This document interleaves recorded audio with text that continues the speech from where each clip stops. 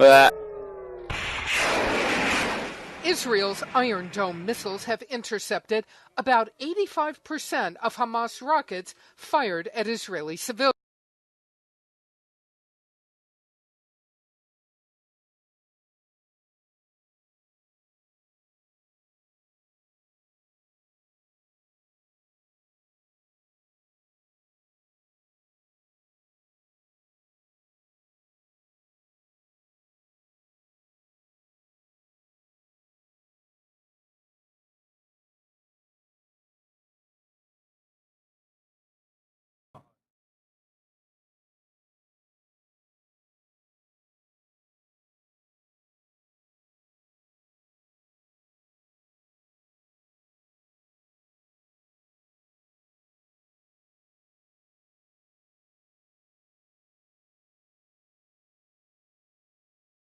This is the ozone layer.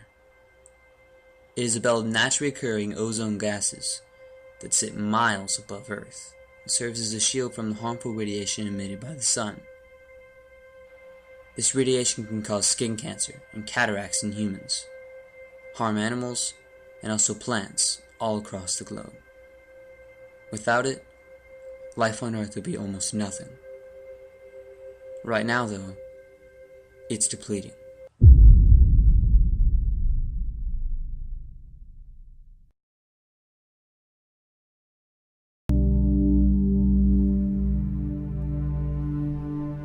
What will happen to humanity? Will one day we be gone due to our own ignorance?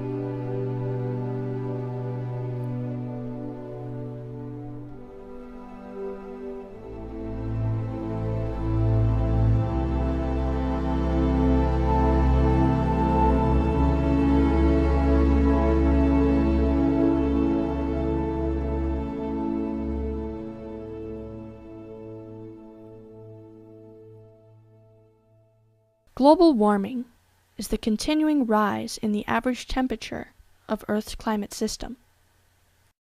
Through the sudden use of factories, gas-consuming cars, and other emissions from fossil fuels, the Earth's temperature has rapidly increased since the beginning of the Industrial Age. Global warming is a natural event, but is being majorly contributed to by humans. Today, the quality of the atmosphere has been irreversibly depleted over time, and if nothing is done about it, the Earth will ultimately swelter. Americans are noticing changes all around them already. Summers are longer and hotter, and extended periods of unusual heat last longer than any living American has ever experienced. Winters are generally shorter and warmer. Rain comes in heavier downpours. Tropical storms are much more intense, more destructive, and more frequent. Residents of some coastal cities see their streets flood more regularly during storms and high tides. Inland cities near large rivers also experience more flooding, especially in the Midwest and Northeast. So how does this happen? It is through something called the enhanced greenhouse effect, which is the key ingredient of global warming. Greenhouse gases include water vapor, carbon dioxide, methane, nitrous oxide, and ozone. Greenhouse gases help regulate the temperature of the Earth. The rays of the sun warm the Earth, and the Earth reflects the radiated heat outwards. Greenhouse gases prevent this heat from escaping from the surface of the Earth.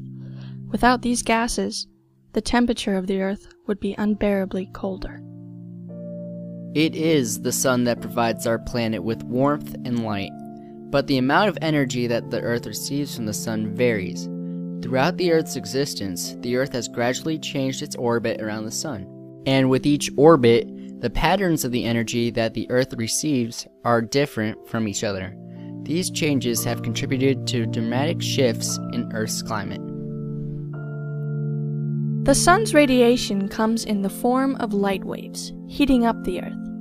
Some of the radiation that is absorbed and warms the Earth is re-radiated back into space in the form of infrared waves.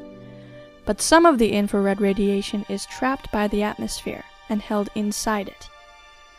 So the problem is that the atmosphere is continuing to consist of more and more carbon dioxide and greenhouse gases due to humankind, and therefore making the radiation from the sun become trapped on Earth, in which heats up the planet. Since the beginning of the Industrial Revolution, nitrous oxide, which is used in fertilizer, has increased 18%, carbon dioxide from fossil fuel combustion 39%, and methane 100%. By adding more greenhouse gases, we have altered the natural cycle of the atmosphere, making it harder for radiation to escape to outer space. Gases in the atmosphere absorb both shortwave solar radiation and longwave infrared radiation, in which this radiant energy warms the atmosphere. When too much carbon dioxide is put up into the atmosphere, that disrupts the balance, like supersaturating an already existing solution. For example, carbon dioxide already makes up 0.03% of the atmosphere, in which is steadily increasing. If you put sugar into water, there is a limit to which the sugar and water will no longer mix. The same happens here. If you put too much carbon dioxide up, it absorbs infrared radiation depending on its vibration of its bonds, will overall increase the amount of energy, and will ultimately increase the overall temperature. Part of this is due to the kinetic molecular theory, meaning more energy causes further vibration, which causes the gases to start bouncing off of each other more quickly. Basically, the overall understanding is that there is a rise in 0.5 degrees to 1 degree centigrade. The quantity and size of aerosols and molecules in the atmosphere affect the way that they scatter radiation. This difference is easy to observe in the visible part of the spectrum. Our sky appears blue because the white sunlight coming towards the Earth is scattered by the nitrogen and oxygen molecules in the atmosphere. This process is called the Rayleigh scattering effect. The molecules of these gases interfere with incoming sunlight. The short wavelength blue light is more strongly affected and is scattered in all directions, while the longer wavelength green and red light is able to pass straight through. As you look at the sky, you are seeing the scattered light, therefore the sky looks blue. So if the atmosphere scatters more blue light than red light, then you may wonder why sunsets look red. First, when you look at the sunset, you're looking towards the sun, not away from it. So while all of the blue light has been scattered away, you're looking at the redder light that passes straight through the atmosphere to your eyes. Secondly, the sun is lower in the sky, so the light is forced to travel through much more of the atmosphere. In the process, it also passes through much more water vapor and dust. Water vapor and dust both absorb the short wavelength blue light while allowing the longer wavelength red light to pass straight through to your eyes. Different molecules absorb different wavelengths of light, making a unique pattern in the spectrum, like a fingerprint that we can use to identify the molecules.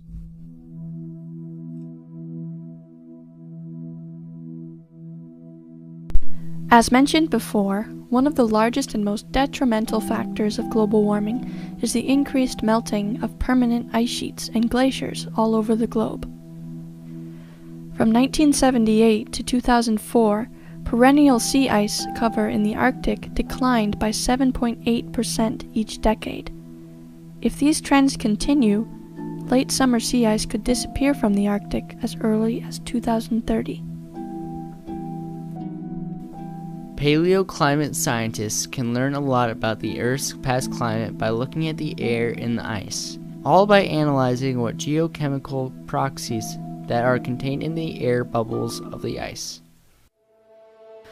To analyze this ice, scientists set the ice cores onto a continuous melter, which is just like a hot plate, and it melts the ice core layer after layer. As the water is produced and the included air bubbles are released, it is brought through various instruments, such as a mass spectrometer, for analysis of the chemical composition of the water and the air included. These scientists are specifically looking for properties of the water or air that can reveal what the environment was like when the snow fell on the ice sheet they are probing. This record makes the conclusion that the last 100 years of man-made atmospheric alterations have had a profound effect on the average temperature of the Earth's atmosphere evident. In the ice cores, there are little bubbles, and those individual bubbles contain a real sample of the atmosphere through time. Scientists can then release that air and measure the greenhouse gases. It is almost like taking the DNA of the atmosphere. This record of past climate generated by ice core analysis is essential to the global warming discussion. It creates a benchmark for the pattern of natural variability in the climate record, and thereby proves the existence of the man-made enhanced greenhouse effect. As paleoclimate scientists are struggling to record as much as they can from the ancient ice, they are quickly disappearing. Nearly all ice caps and glaciers in the world have experienced a net loss of volume every year for decades. Satellite and photographic records show this in great detail. One of the places where this is most evident is in the Arctic Ocean, where the Arctic sea ice extent is declining dramatically every summer. Snow nearly acts as a mirror, reflecting the solar radiation back into space. But when the ice is gone and the solar radiation hits liquid water instead, then most of the energy is absorbed by the ocean, and the ocean heats up. This in turn then prevents sea ice from forming and thereby reinforces the warming trend. Every winter the ice grows, and then every summer the ice withdraws. But in recent years, summer melting has brought the ice much further back than scientists have ever seen before. In September of 2012, the Arctic sea ice shrank to its lowest extent ever measured. Loss of Arctic sea ice is profoundly important for the globe for a number of reasons. First of all, it has a great effect on global weather. We have an ocean that used to be covered with a solid surface that is now depleting. This affects the position of the jet stream, which now extends further north and further south, causing blocking patterns to form which increase periods of extreme heat and extreme cold. It also affects storm tracks like Superstorm Sandy. The Arctic has massive stores of methane in the permafrost and on the Arctic seabed. As we lose the sea ice, we have more heat going into the ocean. That heat will be transported, causing more permafrost thawing and destabilization of the seabed. These processes will increase the overall release of this methane, which will ultimately contribute to the enhancement of the greenhouse effect and cause a spike in temperature. The effects of the polar ice caps melting will also have a significant effect on the chemistry of the ocean, more specifically the composition of the water and the effects it has on living animals. In the past 20 years, overall land and ocean temperature averages have risen by 1.5 degrees Fahrenheit. Animals most at risk are those who live in the Arctic, especially polar bears. Since a lot of the ice that they live on has melted, they face horrid challenges, sometimes having to swim for hundreds of miles in hopeless attempts to find solid ice. Many are unsuccessful and drown from exhaustion.